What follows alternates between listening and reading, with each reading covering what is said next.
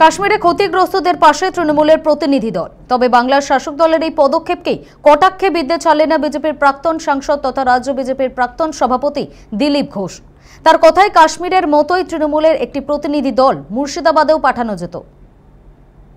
তাদের কতজন এমপি মুর্শিদাবাদে গেছেন, জঙ্গিপুরে গেছেন, ধুলিয়ানে গেছেন, আমি এটা জানতে চাইছি।